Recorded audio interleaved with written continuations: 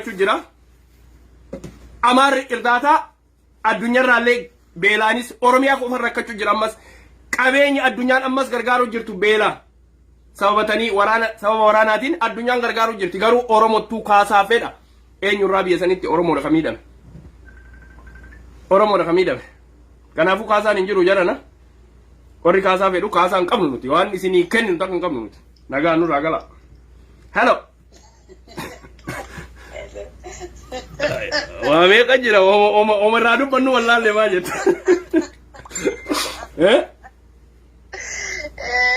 Waan ma jedhan nama wallaalsisa Elias maal sitti fakkaate dhiifama guddaanaa godhi sagalee koo akkati kuttee raambistu barbaadu dhiifama wajjin maqaa rabbiitiin uummata keenyatti warra si dhageen nama lama shan ta'anis namni sammuu qaban akka isaan dhaggeeffatan hin barbaada. Kaasaa jechuun ishee dhumti yoo Tigreen kaasa isa miillirraa cite isa haati reef irra teessee dabaddabamte reeffa mucaa ishee irra teessee. Dubartiin ulfaa kani dubartiin ciniinsisachaa jirtu kan rashanamte nuniyyuu kaasaan gaafanne kaasaan oromiyaa keessaa kaffalamuuf hin jiru kan sidibu nutu kaas oromoodha kan kaasaa gaafatu yoo ingala anin beeku mucaan jarman irraa tokkos rakkachaa jira akkuma kee beektaa diimessaatti keenyu laata akkuma inni jedhe yuu diimessaa abidda isa buufanii haaduufaa maalfaa morodanii akkasitti tottolchanii qarazaniyaa qansi godhaatanii isin ayyamne warra dubartii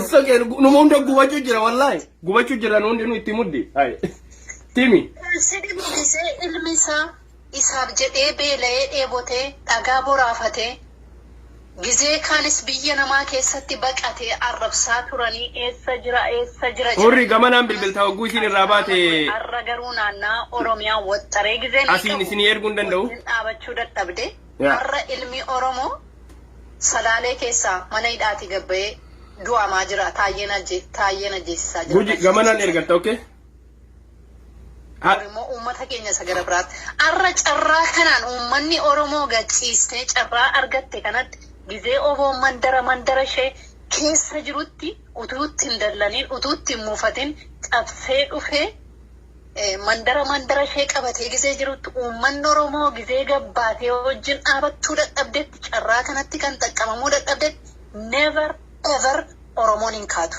isa dhugaan sitti maa oromoon naman taatu yoomiyyuu kanaaf oromoo kaatu dhabanii bar kanaaf kaasaa nuuni ata'uu jennee falmataa jirti biyya ishee qobaatti gonfatteetti filmannoo geggeessiteetti waraana jettee waraana jalqabdeetti isa waraana wajjin waraana jennee waraanaa jirra bilisummaa gatiin arganneef malee dhiiga ilmaan oromoo miliyoonii meeqatu 4 kiiloodha kan jiru garuu ilma oromoo achiin jiru inni iyyuu wallaalee oromoo kaadee oromoo irraa gadagalee ilmaan oromoo miliyeetamii 4 oltu mana hidhaa keessa jira.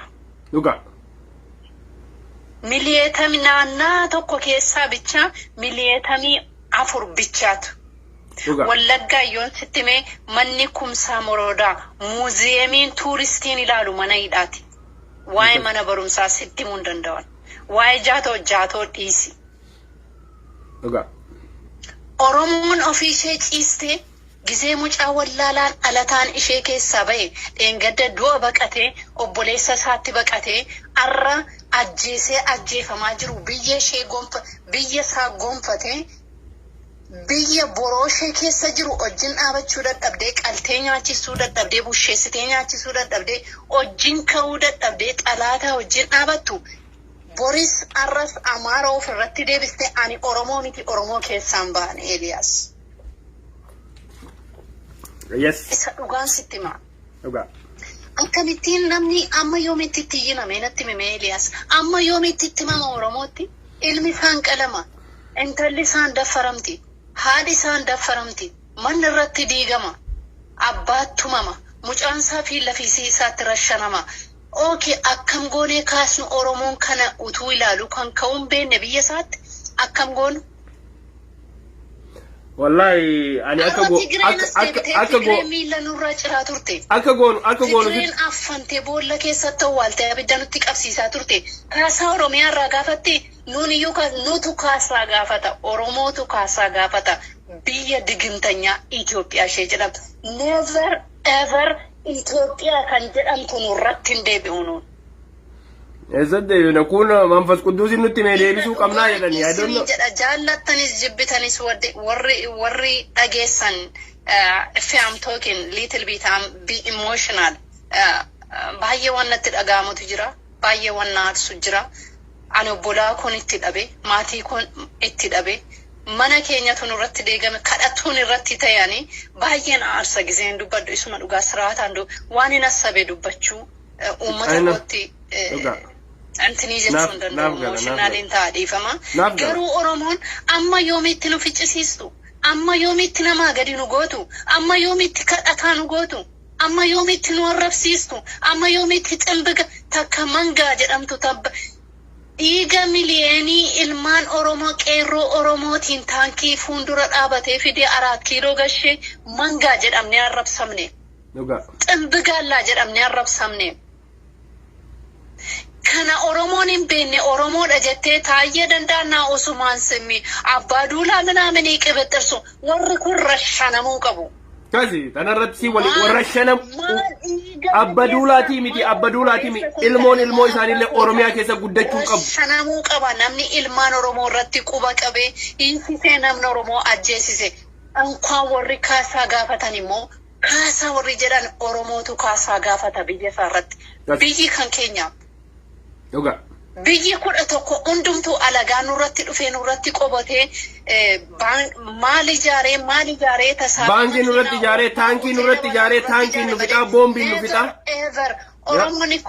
Oromoo barataan tamaarii yuunivarsiitiin barataan Gondariin naqanii reeffi 3 baatamee nutti dhufe Oromoon dhiifamaan mucaashee ajjeeste barataa jechuun I don't know kutaa 2 barachuun Ammam akka namatti ulfaatu argeen keessaa bahe ammam yuunivarsiitii kutaa 12 tamaartee ga'uu dhiisi reeffa 3 nutti baatamee dhufe jaarsummaadhaan abbaan gadaa abbaan garaashee jedhamtu reeffa ilmaan isaarratti araara buuse. Oromiyaa yuudam Oromiyaa yixifa warra jedhan irratti deebisuuf Oromoon arras warri PP jala urgufamtu warri siraata kana jala urgufamtu.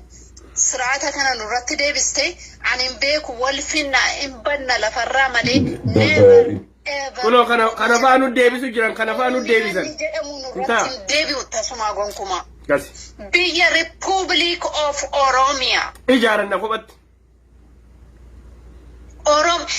anqas 39 irratti darbine Oromiyaan yoon dhaabanne ani abaa'oo jiru dhaabadhu abaa'oo sin deggeruwani Abaa'oon iyyuu cabseen ni dhufaa jiru biyya Oromiyaa jedhu nuun dhaabu yoo ta'e eenyu wajjin hin dhaabannu nuyi.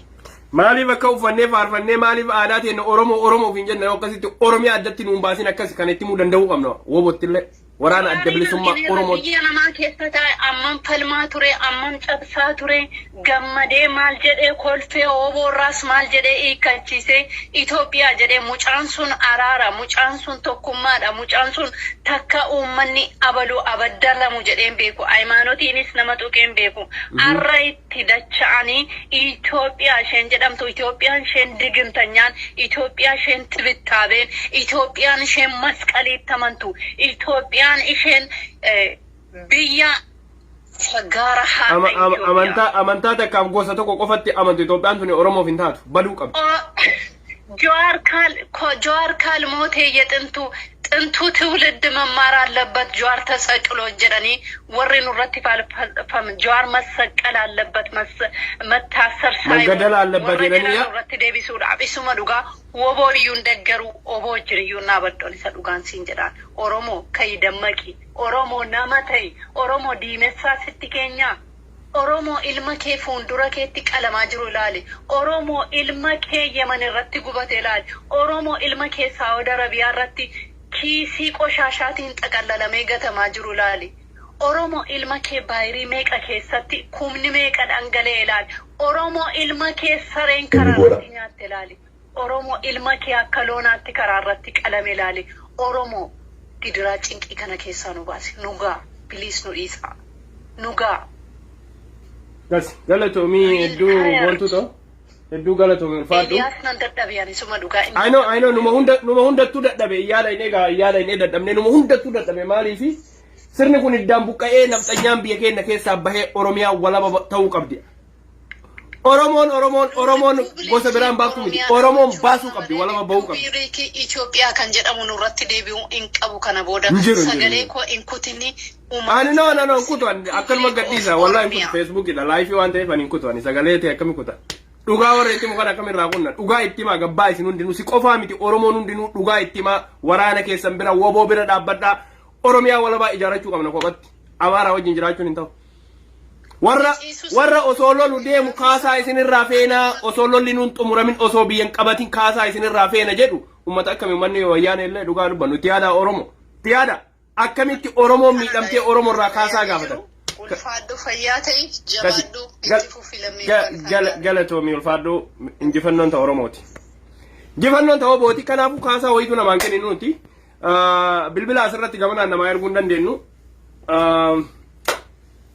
Jaalittaana bilbilime gara miisenjaraatiin bilbili jaalittaana yookaan jaalhurrii bilbilaa namni abbaan feetan kanaafuu Oromoo akkamitti uummanni kun hin qaanfatu kaasaa barbaannaa hogguu jedhu kaasaa wayituun kaffalamu okkee Oromoonis gabbayaatii dubbadhaa nuti kamiidhame amata 150 jedha tima dachii teessanirraa akkamiin namni kaasaa isin gaafata ammas kanarraa gabbaanee itti himuu qabna warri miidiyaallee warri hayyoota isin hin jedhu kanarra dubbadhaa.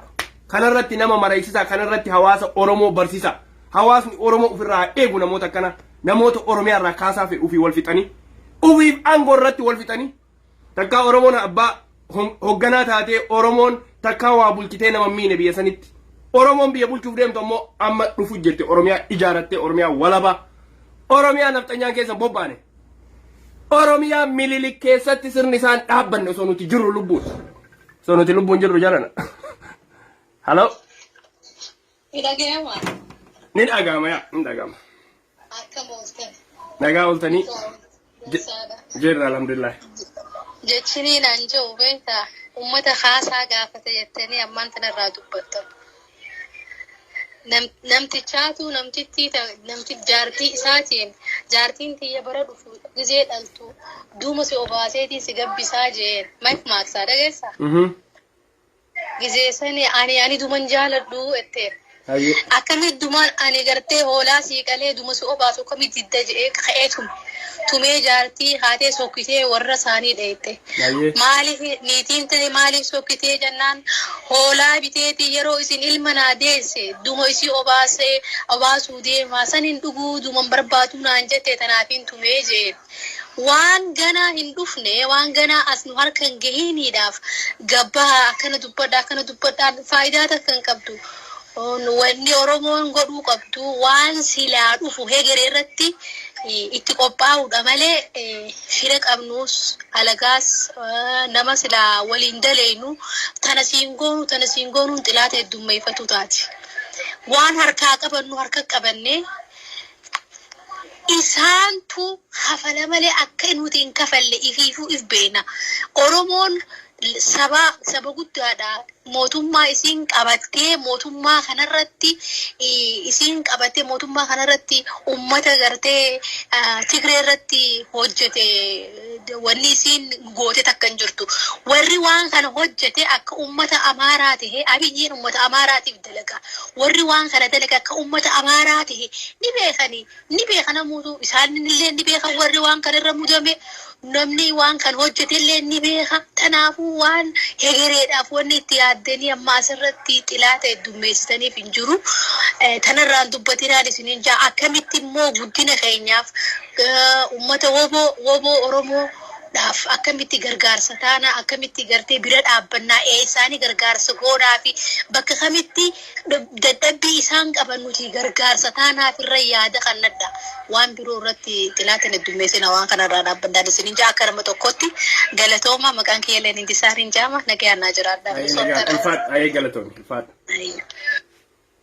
Akkas yooma galatoomi ulfaadhooti xilaata ofitti bituu miti kuni. Ummata keenya kanattu yeroo yoo itti himne ummanni kun gaafa seenes nama yala awwaata Oromoon dafee nama yala awwaata kanaaf akka oromoon yaa jedhee habeet jedhee abbaan fedhetti fe'anneef jechuu jira malee an xilaatuuf ittiin binnu mata yellow yo how you doing brother and Dr. Ori gara jalalo nagaji safaya kes baga jira jirra alhamdulillah oboletin tiya umara dubbate tu wangari dubbate ta duralle wangari dubbate duga wato ko daga wanka be ko bab rabbin kulini beta ummata miliyona jahatama kana khaisa nama tokko rabbi yoo tokko yoo du'e tokko ammoo yeroo miidhame ukaan ummata miliyoona jahatama kana keessa nama tokkotu baaka barbeetta maalidhaafi rabbiin kunis si duukaa dhaabata. haa ta'u malee ummanni oromoodhaa gaafa mucaa kana gali jenneeni lolaanii turre jaalmarroo ati maalidha ati oromoo miti gali maal goota ala maal goota gali jenneeni lolaa turre. haa ta'u malee namni tokko barbeetta ilma namaa ta'e namni foon uffatu kan hin dogongorre hin jiru. Of course, namoonni dogongora yaa. Namoonni dogongora. Everybody perfect. Garuu nama jenneeni ka dogongora sanammoo beekee daddafee duubatti deebee ummata ofii wajjin dhaabbatetu caala. haa ta'u malee jaalannullee jibbinullee kan nu barbaachisu maalidha?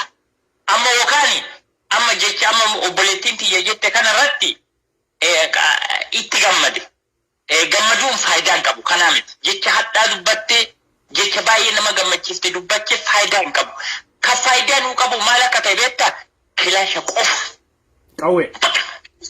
Qawwee qofa adeeru maal taate? Woboo harka lafa jalaatiin woboo itti muddu jabaadu jechuun waraana leenjiin kun itti kufu nuti mallaqa hojjennu itti gadi naqu ka hojjennu wanti ol kaanuuf tokko faayidaa hin qabu digalte itti naqu leenjisu gaafa san addunyaa sigalti sigalteem dubbinti jettu akka Tigraay kana lafaa kaatee sirraa dubbatte addunyaa anni baate maal taate gooftaa akka Tigraay kana gooftaa Tigraay maaliif addunyaa amansiifte maaliin amansiifte dippiloomaatikaaliin karaa jaarsummaatiini propaganda ili tokkoffaa kan beekuu qabnu waan barbaadde dubbadhate waan mi'aa waan dhageeffattoota kan kee gammachiisullee namni kuma shan namni kumni dhibba si haalaalu faayidaa hin qabu oromoon maali dhaga kilaasha qofa woboo itti leenjisu itti hidhuu si galtee dubbinti itti hidhuu leenjisu woboo qofaa miti hawaasa oromoo keessa deemnee hawaasa oromoollee hidhachiisu kanuma yaa marrotu waa jedhe dingadda ma'anini ani marroo kana beta bara kuma lama be kuda sadirra jalqabeeti jaalala isaa kana jalqabe beta ma ira bak kutata rabbi ilmaan oromootiif kenne nama kana beta maroo nama kontraata nuraan fudhanne oromiyaa si galte kontraata nuraan fudhanne mallaqa yaan kafaluuf si galte isa bichaadhaan oromoo ta'e kadhalate si galtuma jibbinti jettuudha har'a garuu kan nu baasu maaliidha agaata jenne har'a ilmaan Tigraay jilbifachiifte harka kennichiifte si galte isinii dhufaa jira ilmaan Tigraay kiyyaa jetteen beektan. Exactly. Kiiloomeetira dhibbaaf tokkoo fi dhibba tokkoo fi digdamaa miti dhibba tokkoo fi kudhan bira jiru. Isinii dhufee jira isinii gahee jira jedhu. Eessa Tigraay biyya ofii bilisoomsiteeti eessa dhufaa jirtu Oromiyaa dhufaa jirtu.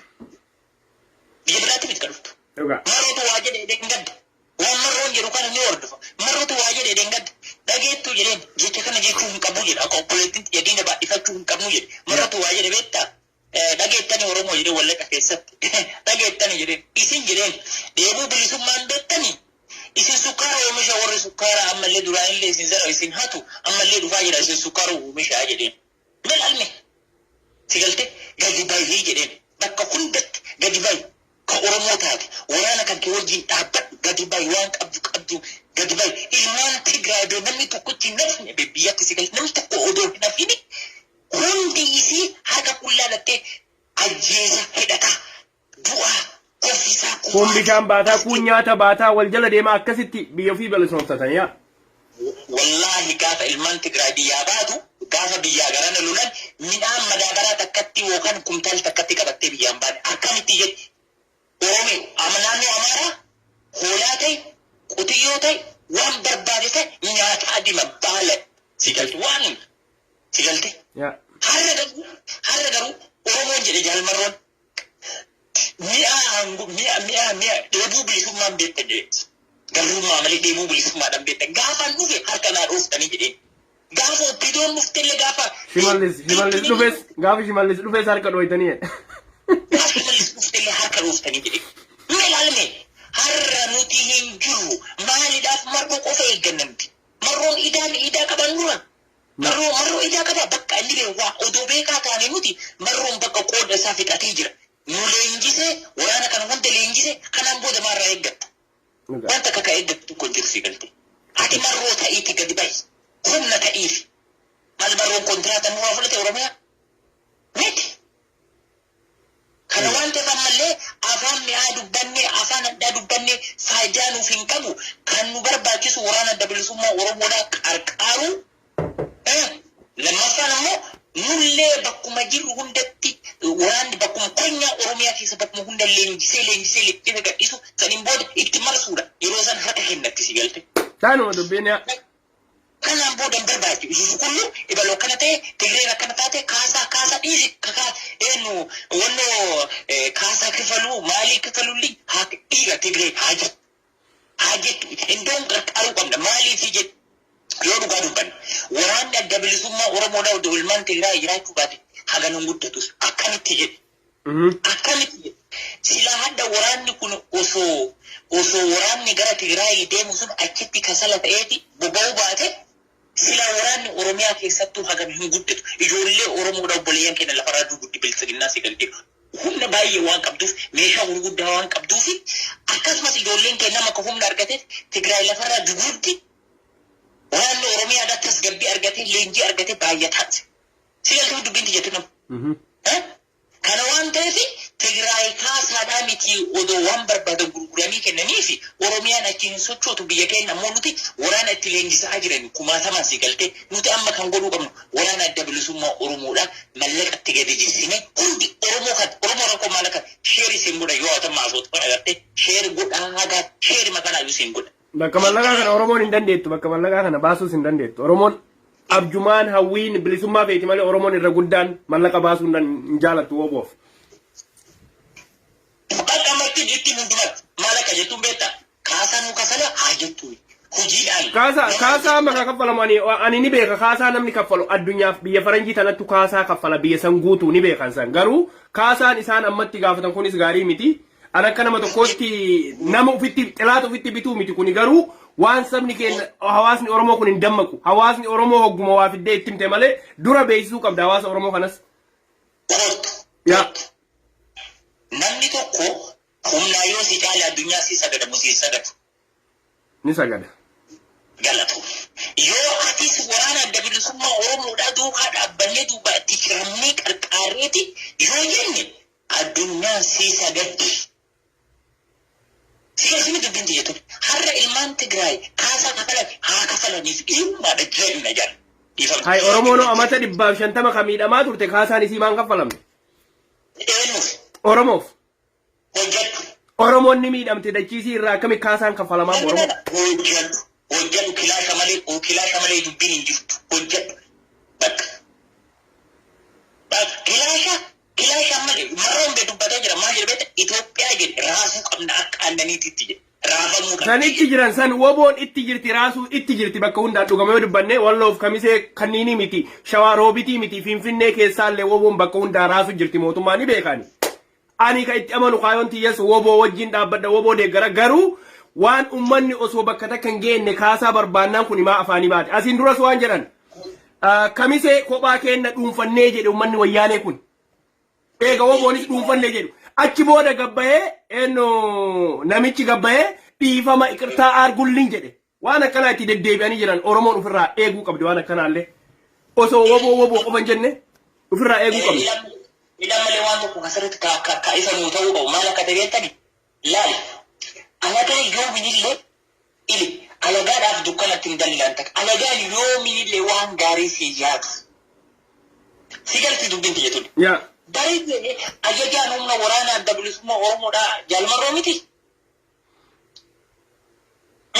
يا إيه ما يجري إنك تقول لك أمل ورث كارها تدوه أدي أومشتا أجري كانك على أفاني تنينكو فرد جدي مالذي نويتوي فرد جدي وانزين فرس وانزين نور دولت إن بخالي أنهم كركروم جدي اللي ما لك جيتي سان في قلم سكينة اتم أمتا كاسو جرا أمتا أورومو يوكا أغاو تاني اتمو جرين إرغا دبرسو في جرا مرون دامسا دبرسو في جرا أورومو أستغفر الله ما جدين بيتا فرد جدين لغا بوفنا جدي يودي دي هنا غانو جدي أكا دائما توتين كمو جدي سيجلته اتقيسا مالي جدي مرون جتتن دبتو سري دامتي جدي سري أتونا أنجتي نابل بلتي أزي أكسنا أنجتي تورد جيتش سنغاري ويانا دان قويا ميكا درا وجينا سيني تورد روان كان يس مالي هل دبيتا نسيني بيتا أجلتي نوتي بطا مرو أم أورمو مالك برباد بيتا أورمو ركوني سي مالك برباد بيتا وانو داي ببك أساني وتنان جاسي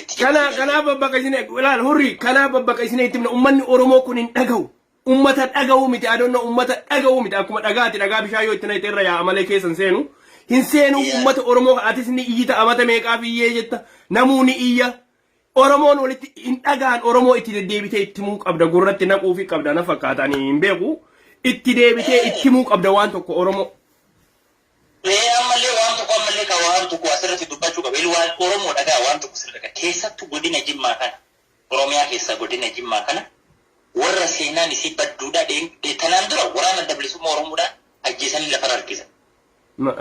Namicha rifeensa dheeraa. Marrutu deengadda waa jedhe gaafa Wallaga keessatti Oromiyaa poolisii booji'ansan baga dhugaaftanii jedheen kaayyoo keessanii jedheen.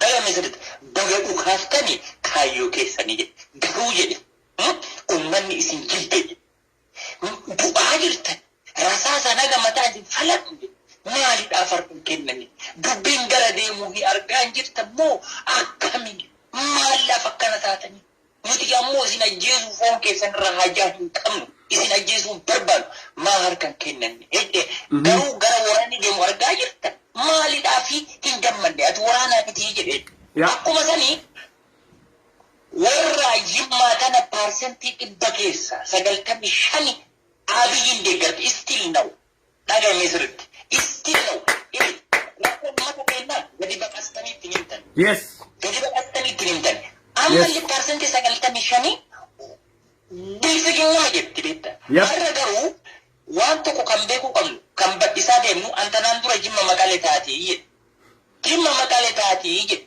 har'a ammoo gara waraanni deemuullee osoo argan osoo hundinuu marsee biyya jiru jarri kunniin boru Oromummaan wajjin himatamoo bara wayyaanee sanillee gadi bahee karaa takkatti lafa karaarraan kenne. Gaasanis kan ufite Muktaarii wajjin dhaabbatanii jala galanii isaanuma kana dhugaa dubbannumaa. Dubbata himaa deemu Muktaarii naannawa Oromiyaa pirezidaantii isaa wajjin kan ufite gaafasis har'as ka Awustiraaliyaa keessa dalagu isuma santuu mootummaa imbaasaadara Awustiraaliyaa ta'ee Awustiraaliyaa keessa jira soo ummatuma kana nufite Jimmas beekaa jala goran ummata gandummaa. Dablaali kana agartee dablaali wajjin kiis dablaala rakuu qabdu biiratu biiraadhaaf wayii tokkana isa godhe amma ummanni kunini seenaa irratti seenaan isaa ilma Oromoo ajjeesee lafa harkisan ammallee ammoo waraanni gara deemaa jiru argaa jira ummanni kun still now badiin ilmaan Oromoo irratti dalagaa jirtu ilmaan Jimmaa harka lafa jalaatiin illee haadhallee bolullee seenaa ajaawaa seenaa baktii dalagaa jira ummanni kun jechuudha ammallee akkuma marroon jedhe waan marroon jedhetu xiqqoo mataa keessana seenne beekta gara waraanni deemu osoo argan gara itti dukkan odoo argan boollatti lixaa jirti sigarte qotiyyoon marga arginee qileen arginee jetti sigarte marga qilee irraa garaa ta'u nyaatuudhaaf deema malee abiyyi jechuu argan malee gara abiyyi deemuudhaa fi gara biyyattiin tun deemtu argaa hin jira ummanni kun yoo kana jettee ati timtu jettee diddisii galte kana waan ta'eef garuu Oromoon amma kan nu baasu Tigraayin keessa gantuudhaaf hattu hiddaan buqqisanii darban. Oromiyaa keessatti illee yoo waan kan ammallee waraanna adda bilisummaa Oromoodha maal jedhaa hin beektan isin hin tuquu jedhaan hin tuqu hin nyaachisa hin obaasa. Bira tokko waraana bilisummaa Oromootitti itti arrametta. Maalidha hin nyaachisa hin obaasa sigaltee yoo booji'u. Nuti maaliif hin ajjeefne itti guban ajjeesanii irra gaarii silaa maaliif Oromoon hedduu Oromoon haa hir'attu Oromoon gara bitamte Oromoon osoo nurraa hir'attee gaarii akkasitti Oromoon miliyoonni kudhan yoo taate Oromoon xiraatii qabdu bakka takka deebitee yoo bilisummaa agarte gaarii kanu dura dhaabbatu Oromo balleessa kanu dura dhaabbatu rashana kana malee hin jiru karaan Oromoo falli. Galatu kun mallee Wallagga keessatti amma aanaa kamii godina guddaa tokko harka waraanaa bilisummaa Oromoo jala seenee jira maali maqaan isaa Gidaamii aanaa Gidaamii.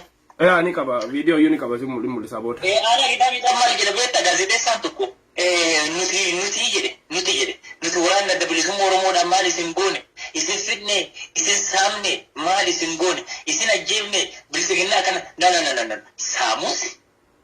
Waan barbaadus godhis biyya abbaa isaati inni Tigireedhaa miti sigalte. Halagaanuu nafxanyaanu nu galee Oromiyaa saamee gubee saamaami woboo saama biyya feetan saama horii feetan qaladha biyya teessanii woboon haqa qabdi dhugaa gargaarsaa eeguun qabdan kadhachuun qabdan woboon waan keessan Oromiyaa keessatti itti fayyadamaa biyya teessan bilisoomsa. Hai nafxanyaan saamuu jirti biyya teenna Tigireen biyya keenya saamuu jirti Oromoon maaliif itti fayyadamne qabeenya biyya san keessaa woboon.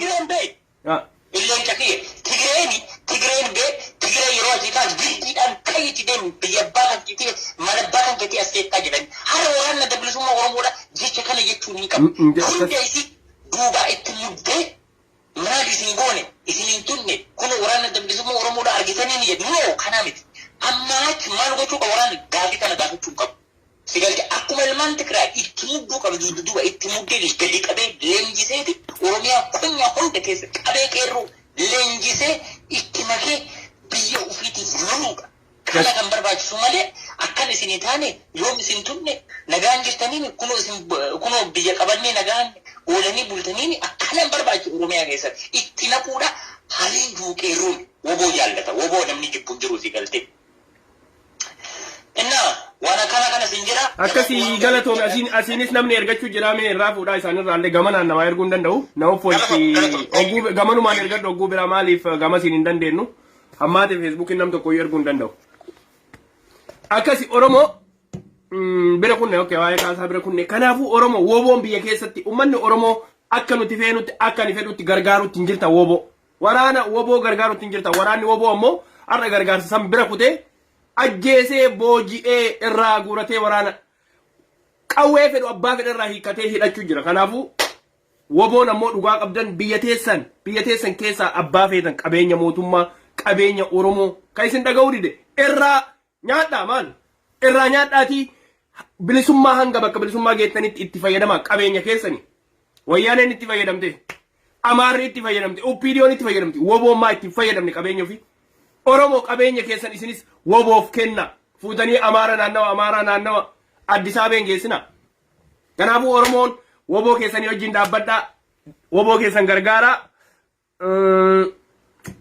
maal jechuu fedhe wanni tokko itti aanaa ergadhu mee gamanaan gamasiin ergachuu turte itti aanaa ergadhu ni jirtaanii argaa asiin sii deebisuu hin dandeenye bilbil gama miiseenjaraatiin itti aanaa noof folcha gama miiseenjaraatiin bilbila koko nama hedduu jira namoota hedduu jira London irraallee Europe irraallee UK bakka hundaayyuu ni jirtanii kanaafuu ergadhaa miiseenjara gara miiseenjaraatiin bilbila gamanaan bilbila nama folchaa eega kaasaan gaafannu jettan kaasaan gaafatin agaruu ani wanne dubbachuu fedhe sanuma kaasaan gaafatin garuu gurratti qabadhaa waan isinitti deemu wayyaaneen kaasaa gaafatte kana ani homaaf jedhe qabadhaa gurratti qabadhaa ittiin rafa ija takkaan rafa ija lamaan hin rafina ija takka banaa ija takkaan rafa akka Jawaar Muhammad jedhe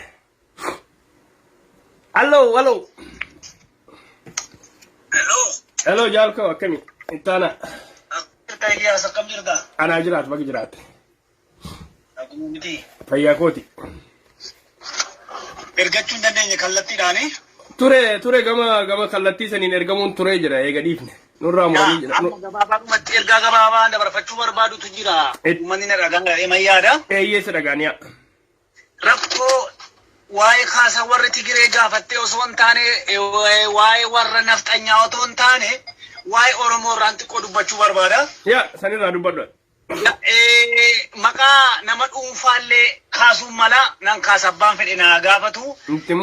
Rakkoon keenya qabsaa'ota Oromoo biraa akkamitti yoo jette warra qabsoo kanatti umurii isaanii guutuu dabarse warra umurii isaanii maatii warratti dhabe infuudhiinfaa warra hafe kanatu qabsoo kana fuulduratti oofanii yoo aangoorraa fuudhanii aangoo isaan itti yoo dhufanii qabsoo kana itti faadhiisuu yoo barbaadan immoo murna uumuu burjaajii uumuu waan Oromoodhaa qabsoo kana dudduubatti hambisu yeroo hunda kana jalgalaasaa dirboo kan isa tiksuudhaaf lubbuu isaa baraaruudhaaf qabsoon meeqa qabsaa'onni meeqa jaallan meeqa irratti wareegaman gaafa aangoon irraa fuudhamtu dhaqee abaa'oo keessaa abaa'oo uume isa kan biraa diteelii isaa beekuu hin dadhabullee ammuma kana ala kana keessaa uummanni Oromoo diyaaspooraan Oromoo bakka lamatti qoodamtee jirti. Eessatti qoodamtee jirti? Murna gartuu woboo deggeru tokko jedhi, gartuu Aaba deggeru lama jedhi, gartuu Jawaar Mohammad deggeru sadii jedhiin. Hamma beekumsa kootiin irraa dubbadha waan natti fakkaate. Eengadduma kana agirimentiin wayii uumamtee gaafa ala kana walii barreessanii walii mallatteessanii jaal odaa tarbii arganii nama meeqa jedhii mataa oole. Nama meeqatu gunguma mana kana keessaa ala kana keessaa ummatti kun kan isheen barbaaddu bilisummaa saba kanaati moo aangoo isheeti kan isheen barbaaddu. Oromoon kan inni itti jiru akkitti Tigireen jirtu akka biraa akkitti Oromoon jiru mana keessa gururiiti. Sareen wal nyaattu diina walirraa hin dhorkitu.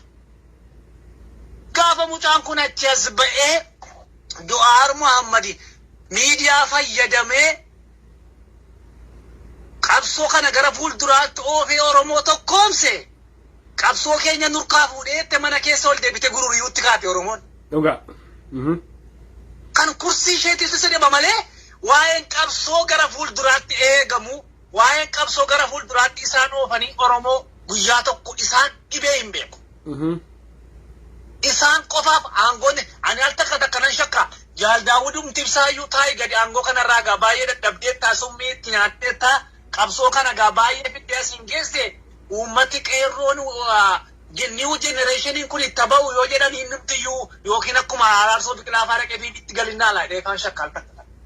Akkasi. Jarroliin kursii isaanii takka ala kana keessaa immoo tikeetiin isaanii citee walgayii jedhamee kora sabaa jedhamee gatiin tikeetii xiyyaaraa bitamee fi uummata keettiin jiraachuu malee kana akka qabsoon kun xumuramtu barbaadan maal goota gaanan jedhe har'a. Abdii Oromoo. Ammas taanaan as keessaa bahi. Jawaar Mohammad hooyi blocks godha as keessaa bahi. qabamee iyyuu hidhame naftanyaan Amaarri Jawaar Mohammadin saqqaliin jetti. Inni qabsoo waggaa 50 waggaa 70 qabu murii isa qabsoo Oromoo irratti fidesi Jawaariin abaara. Garam dubbiin kun. Gale gaa inni yoo achi seene amma immoo marroon hin jarjaraa inni jarjaraadhaa inni akkanaadhaa jechuu jalqaban. Ni beeka.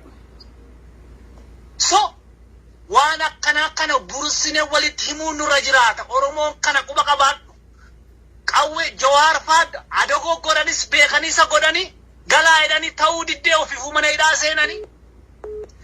Rabbi achi isaana baasu wanti qabnu waraana bilisummaa Oromoo bira hadhaabbannu uummata ala kana keessa taa'ee asiif achi gururi'ee kursii isaa dhaabbuun kunis Oromoon dura bilisoomtu otuu loon hin galiini hattuun dallaa guuttee sedhanti fakkaatti qabsoon Oromoo yeroo baay'ee waan kursii waan aangoo kana irratti wal lola Oromoon mana keessaa wal lolaa jedhamayyuu.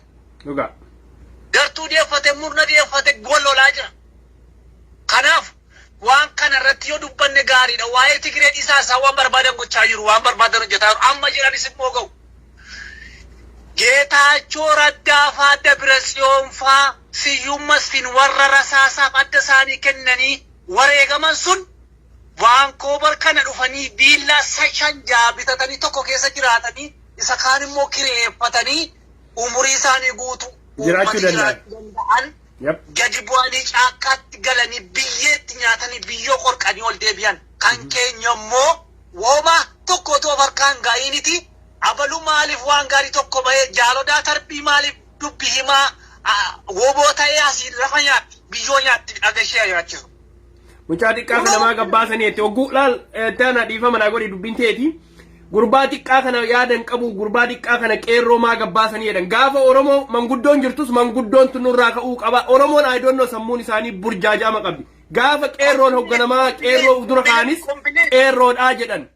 Gaafa manguddoos kuni manguddoodhaa jedhan ayidoonnoo sammuun isaanii tuni konfiyuus na goote dhiifama. Taasuma taa'ee gaafa hundaa umurii isaa guutu kompileeniidha Oromoon bar kan inni danda'u. Kanaaf marroo waan jedheen Oromoon osuma as gubbaa iyyitan dulloomtanii dhumtanii bilisummaallee osoo waliin arginii jedheen nu eegaa yookaan isin bilisoomsinutti. Wallaahi. Sababa kanaaf Oromoon amma san kanan jedhu gama dippiloomaatiinis hundumaayyuu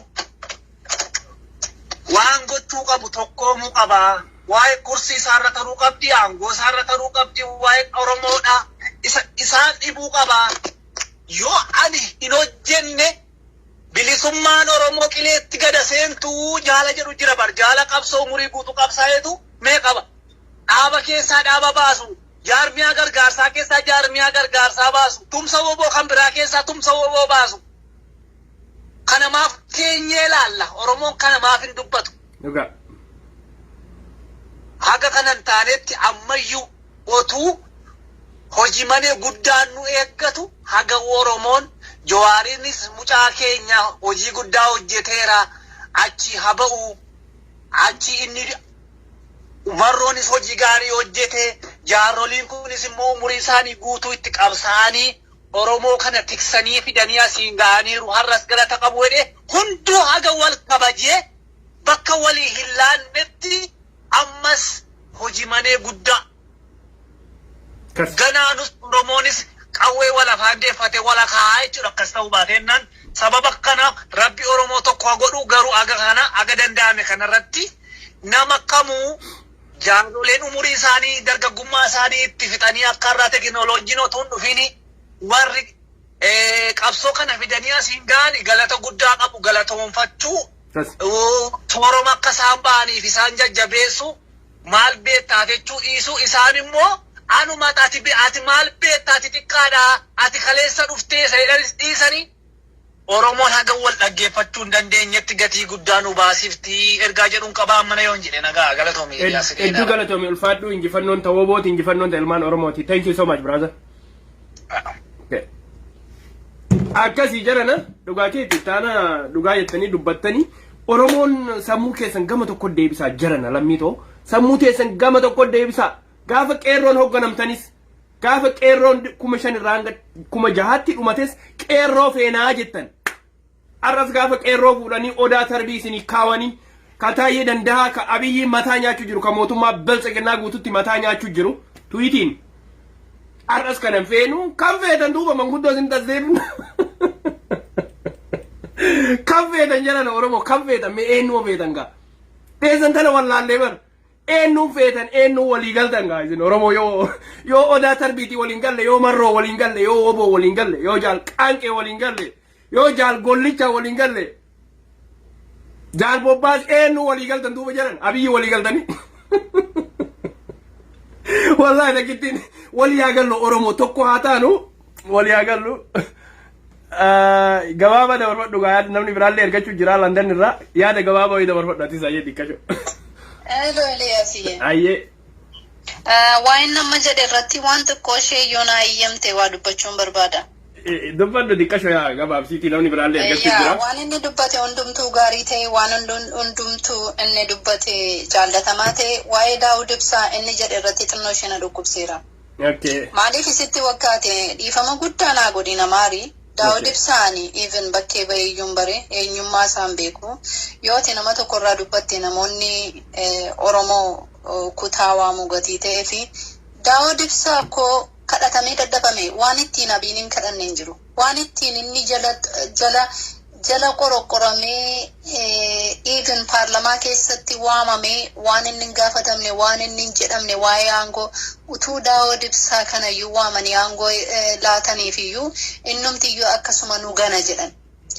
Cubbuun isaas haa gaafatu jedhiin namicha kana na dhaggeeffataa jira ta'a daa'imni irra jira ta'a. Namicha ilmoo tokkoon qabaatiin qabsoottafe. Namicha akkasittiin itti dulloome.